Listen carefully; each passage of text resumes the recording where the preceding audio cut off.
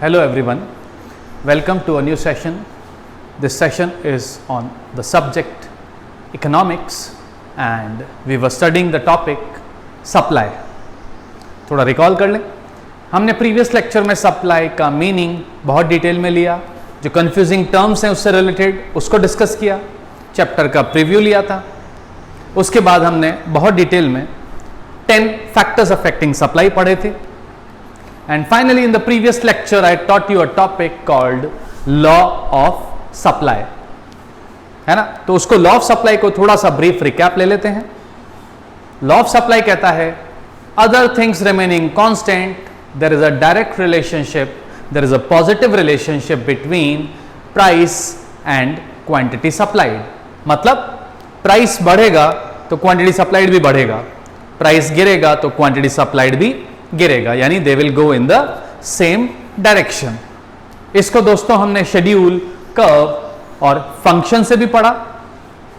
फिर हमने इसके अजम्पशन लिए जो बड़े सिंपल से हैं, अदर थिंग्स रिमेनिंग कांस्टेंट, यानी जो फैक्टर्स थे 0.1 to 10, उसमें 0.2 to 10 जो हैं, these all are assumed, I repeat, assumed, in reality they are not constant, but पढ़ते समय हम मान लेते हैं कि these other factors are constant। और लास्ट हमने डिस्कस किया था exception, AG, PG, RG, agriculture goods, perishable goods and rare goods. तो आज का लेक्चर शुरू करते हैं बेटा। हम आज का जो हमारा टॉपिक है वो है distinguish between two very confuse concepts, क्योंकि कुछ बच्चे कंफ्यूज हो जाते हैं क्योंकि काफी मिलते जुलते कंसेप्ट्स हैं ये। One of them is called extension and contraction of supply and the other is called increase and decrease of supply. Grammatically they mean the same, क्योंकि एक्सटेंशन भी बढ़ना, इंक्रीज भी बढ़ना, कॉन्ट्रैक्शन मतलब कम होना, तो डिक्रीज का मतलब भी कम होना। But in the subject economics, these are absolutely two opposite concepts, two different concepts. तो एक एक करके इनको पढ़ते हैं, इनके ग्राफ लेंगे, शेड्यूल लेंगे, डिस्टिंग्विश बिटवीन लेंगे एंड देन कॉजेस भी लेंगे हम। ठीक है, ये भी एक इंपॉर्टेंट लेक्चर है। इस पे जो क्वेश्चंस बनते हैं, few students get confused and गलत ऑप्शन को टिक कर देते हैं वो। तो one has to be very clear with the concept. ये कंसेप्ट का टॉपिक है तो इसको आप रटे नहीं, समझें, अंडरस्टैंड करें। तो let us first study extension and contraction of supply. Extension and contraction of supply. तो पहले एक्सटेंशन क्या है वो देखते हैं हम ग्राफिकली।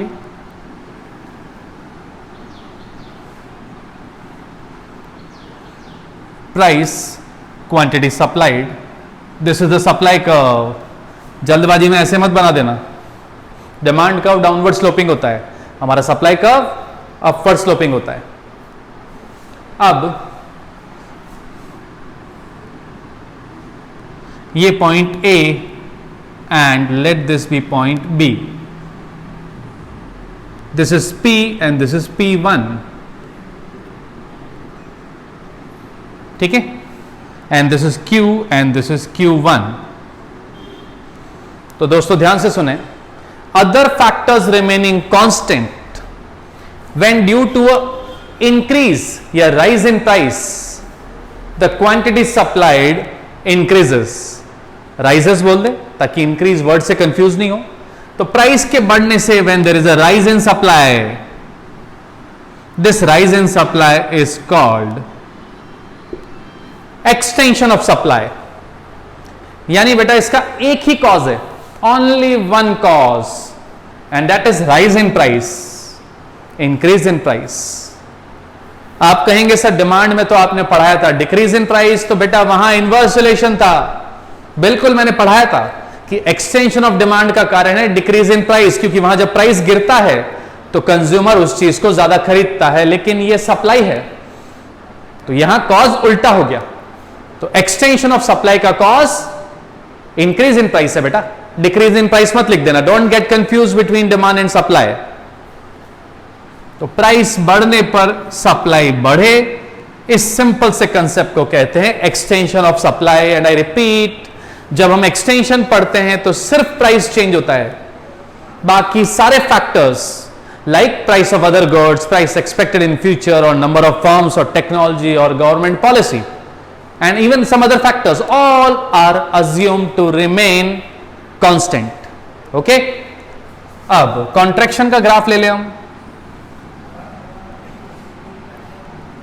इधर प्राइस, इधर क्वांटिटी सप्लाइड, ये सप्लाई कर्व, ये point A, price P, quantity supplied Q, take a point B here, price falls, और प्राइस के फॉल होने पर quantity supplied also falls. This fall is referred to as contraction. यानी बेटा contraction भी इसका जस्ट अपोजिट कंसेप्ट है। Contraction कब होगा सप्लाई में? When there is a decrease in price. और यही डिमांड में उल्टा था बेटा, डिमांड में प्राइस बढ़ने पर डिमांड गिरता था, उसको कॉन्ट्रैक्शन कहते थे। बट डिमांड और सप्लाई यूं भी एक दूसरे के उल्टे होते हैं बेटा, अपोजिट कंसेप्ट है। तो कॉन्ट्रैक्शन ऑफ सप्लाई का एक ही कारण है, एकमात्र कारण है fall in price, decrease in price. And again इस कंसेप्ट को पढ़ते टाइम भी बेटा all other factors other than the price are assumed to remain constant.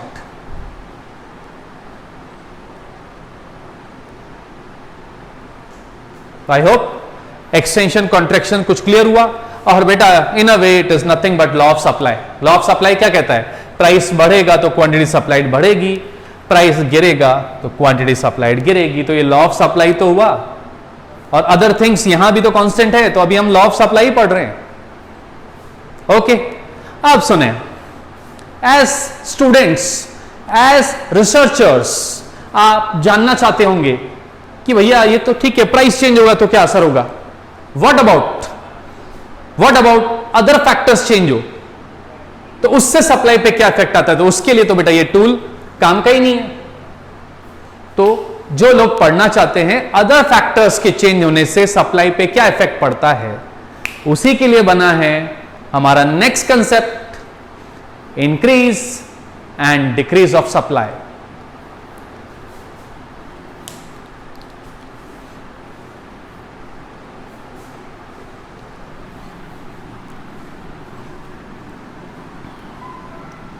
अच्छा, इस कंसेप्ट का एक नाम और है मूवमेंट अलोंग सप्लाई कर्व। ये तो मैंने अभी मिटा दिया, ए से बी, ये यहां ए से बी जो आप मूव कर रहे हैं, तो इसलिए इन दोनों कर्व्स को हम जॉइंटली कह सकते हैं movement along supply curve.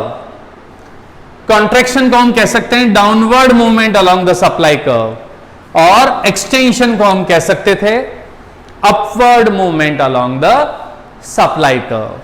Plus इस कंसेप्ट का एक नाम और भी है चेंज इन क्वांटिटी सप्लाइड। घबराए नहीं, अभी डिस्टिंग्विश बिटवीन में हम सारे पॉइंट्स कवर करेंगे।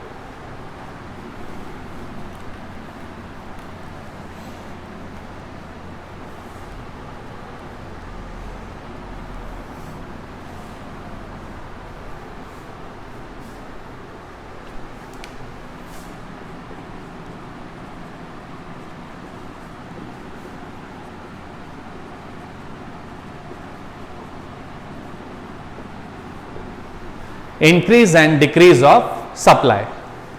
तो पहले इंक्रीज लेते हैं बेटा, let this be a supply curve and here we will need one more supply curve, A और B. Let this be the original price,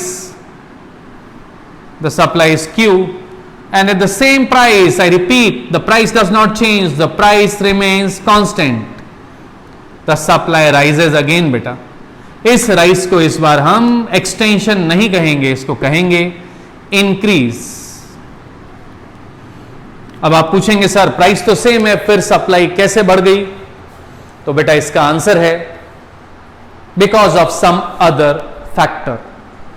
Might be the number of firms have increased, might be the government policy has become favorable, might be the technology has improved, और जो बाकी तीन price थे they have decreased. Say price of other goods have decreased, price expected in future is supposed to decrease, or price of inputs या factors of production has decreased. तो इन सब cases में there is a rise in supply. But price is not the cause because price remains constant.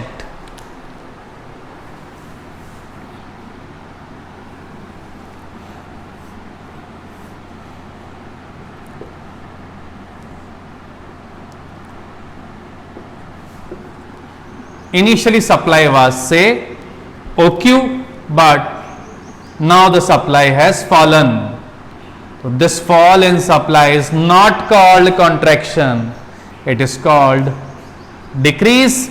The price here remains constant and the reason for decrease can be many.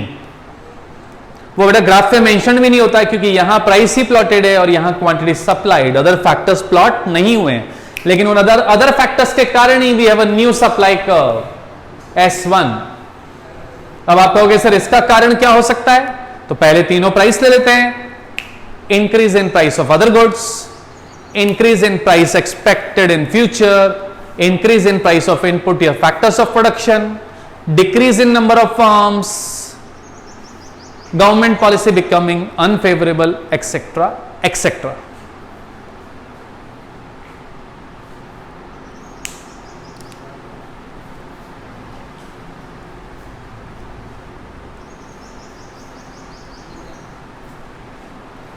तो I hope आपको समझ में आ गया है.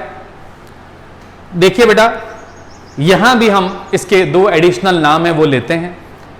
Increase is called rightward shift, क्योंकि जो S curve है वो बिल्कुल शिफ्ट होके एक नया कर्व बन गया है एस डैश या S1.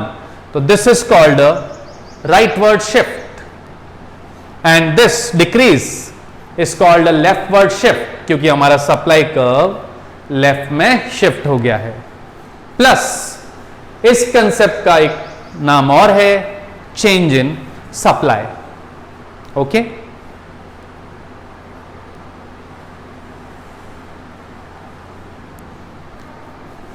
अब हैविंग अंडरस्टूड दीज कंसेप्ट्स मैं एक बार इनका शेड्यूल भी ले लेता हूं. ठीक है, शेड्यूल के बाद हम डिस्टिंग्विश बिटवीन डिस्कस कर लेंगे.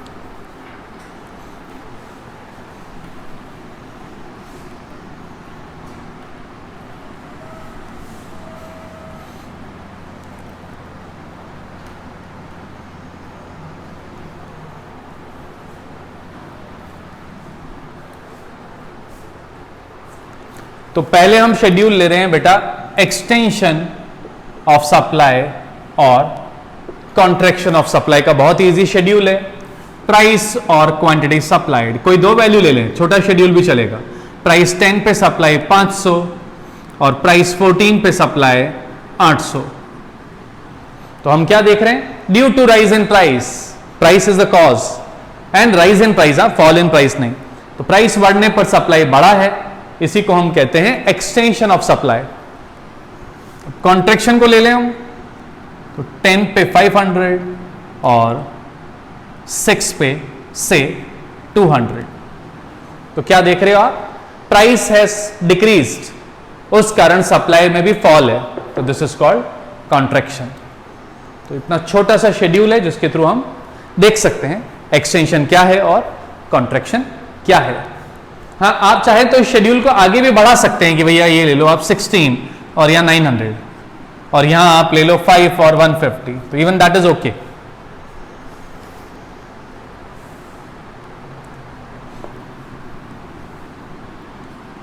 अब हम लेते हैं इंक्रीज और डिक्रीज. इंक्रीज और डिक्रीज ऑफ सप्लाई. तो यहां देखना बेटा प्राइस सेम है, प्राइस सेम रहते हुए भी सप्लाई बढ़ गई. तो obviously other factors are involve but those are not mentioned. तो this is called increase of supply. And यहां पे भी प्राइस सेम है बेटा, पहले भी 10 था, फिर भी 10, लेकिन से गवर्नमेंट पॉलिसी अनफेवरेबल हो गई या कोई फर्म क्लोज हो गई, नंबर ऑफ फर्म्स डिक्रीज हो गई, तो सप्लाई में fall even at the same price. तो ये हमने शेड्यूल से भी समझ लिया बेटा। अब क्विकली हम ले लेते हैं डिस्टिंग्विश बिटवीन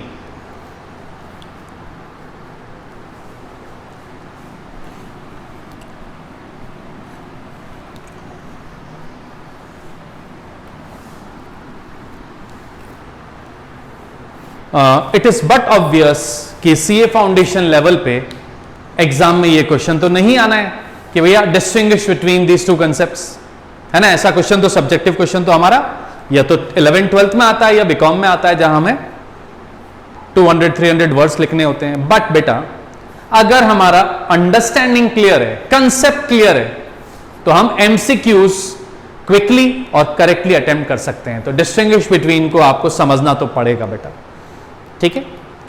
तो एक तरफ हम ले लेते हैं एक्सटेंशन कॉन्ट्रैक्शन ऑफ सप्लाई और एक तरफ ले लेते हैं हम increase and decrease of supply. Okay, extension contraction of supply, increase and decrease of supply.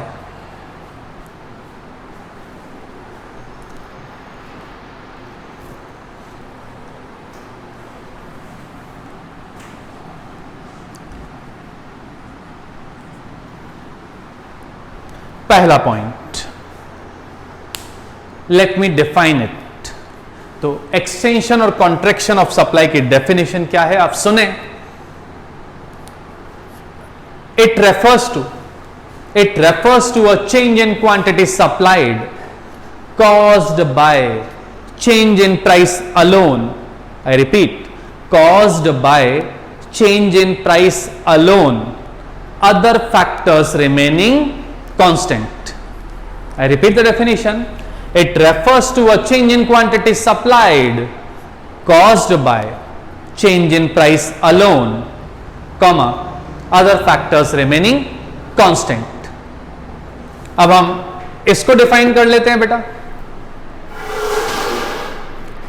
तो इंक्रीज एंड डिक्रीज की अगर हम बात करें तो it refers to a change in supply caused by change in other factors, comma, price remaining constant. I repeat it. It refers to a change in supply caused by change in other factors, comma, price remaining constant. तो ये आपका definition हो गया बेटा, ठीक है। अब in second और थर्ड पॉइंट ले लेते हैं कि इट इज ऑल्सो कॉल्ड। तो यहां पे एक्सटेंशन कॉन्ट्रैक्शन में it is also called movement along supply curve. अगर मूवमेंट अपवर्ड है तो it is a extension of supply, और अगर मूवमेंट डाउनवर्ड है अलोंग द सेम कर्व तो it is contraction of supply. इसका नाम it is also called shift of supply curve. तो अगर इंक्रीज है तो उसको हम कहेंगे राइटवर्ड शिफ्ट, और अगर डिक्रीज है तो उसको कहेंगे हम leftward shift. Then the point number third is same, also called. So extension contraction is also called change in quantity supplied. Change in quantity supplied. Whereas this is called change in supply. यानी यहां quantity word नहीं आता है। I repeat this क्योंकि students can get confuse, बहुत मिलता जुलता नाम है। ये कहलाता है चेंज इन क्वांटिटी सप्लाइड, ये कहलाता है change in supply. Point number 4 graph बना दें, point number 5 schedule, and point number 6 cause. तो कॉज का क्या मतलब है बेटा कि हम लिख सकते हैं it is only one cause, even this is only one cause. तो एक्सटेंशन का वन कॉज क्या है, increase in price. Contraction of supply का वन कॉज क्या है, डिक्रीज इन प्राइस। और इधर आ जाएगा point number 6, it has many causes. ठीक है, वो अभी इस डिस्टिंग्विश बिटवीन में नहीं लेते हैं, बल्कि हमारा लास्ट टॉपिक ही आज उठा लेते हैं हम, that is the causes of this this this and this. तो ये आपके 4 शॉर्ट क्वेश्चन हो गए। अगेन यहां सीए फाउंडेशन में तो एमसीक्यू काइंड ही क्वेश्चन आएगा, तो क्वेश्चन ऐसे हो सकता है which is the cause of extension, या which is the cause of increase of supply, या ऐसा भी हो सकता है which is not the cause of increase of supply. तो यहां पे 3 कॉजेस सही होंगे और एक गलत होगा। तो आपको एज ए स्टूडेंट कॉजेस तो मेमोराइज करने ही पड़ेंगे, समझने ही पड़ेंगे बेटा, ठीक है। तो let's take the final heading, causes. आप लिखना चाहेंगे तो मैं बोर्ड पे भी लिख देता हूं।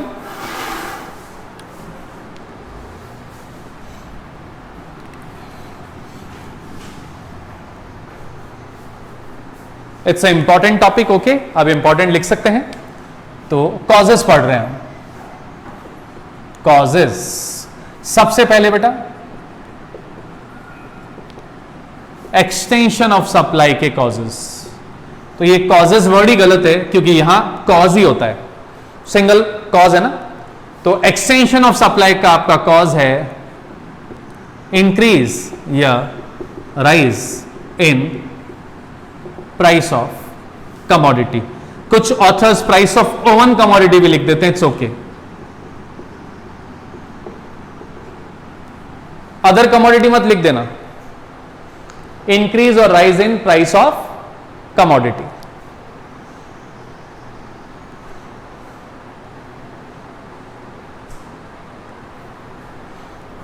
अब हम ले लेते हैं cause of contraction of supply. तो ये हो जाएगा बेटा डिक्रीज या फॉल, डिक्रीज या fall in price of the commodity.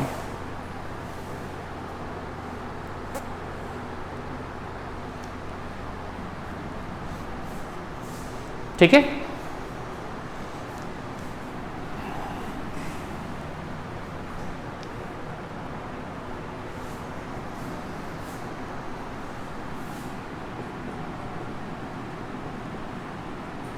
Now this is important क्योंकि यहां एक नहीं लिस्ट है, causes of increase of supply.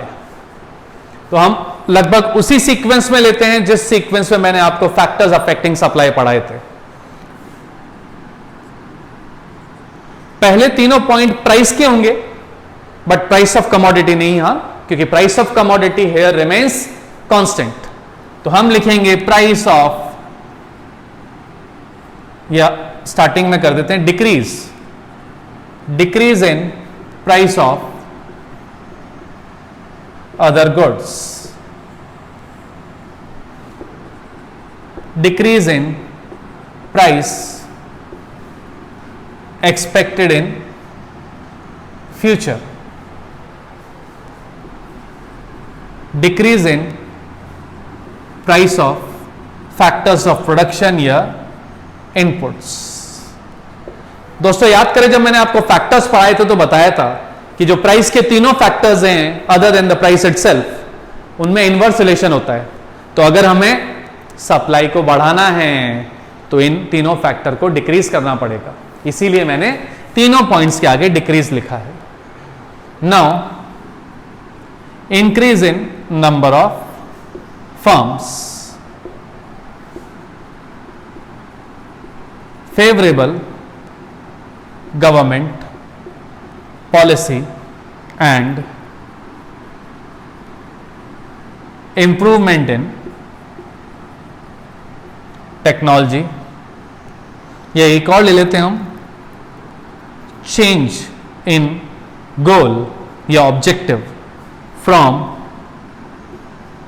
Profit maximisation to sales maximisation. ठीक है, एक दो फैक्टर्स और भी ले सकते हैं बेटा, क्योंकि अदर फैक्टर्स खूब सारे होते हैं, लेकिन जिस लेवल पे आप हैं उतने factors as per syllabus sufficient है। तो दीज आर द कॉजेस।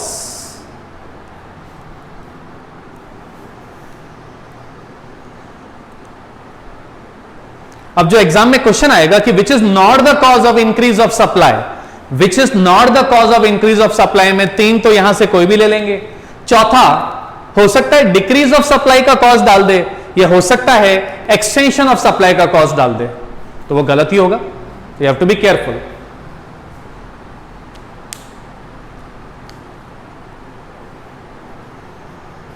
अब ले लेते हैं हम लास्ट हेडिंग, वो है causes of decrease of supply.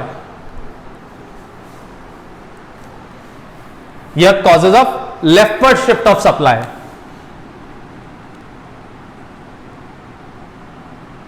तो बेटा क्या करेंगे, ये सारे कॉजेज जो हैं ये आपके उल्टे हो जाएंगे बेटा। ये हो जाएगा आपका इंक्रीज इंक्रीज इंक्रीज, ये हो जाएगा आपका डिक्रीज, यहां लिख देते हैं हम अनफेवरेबल।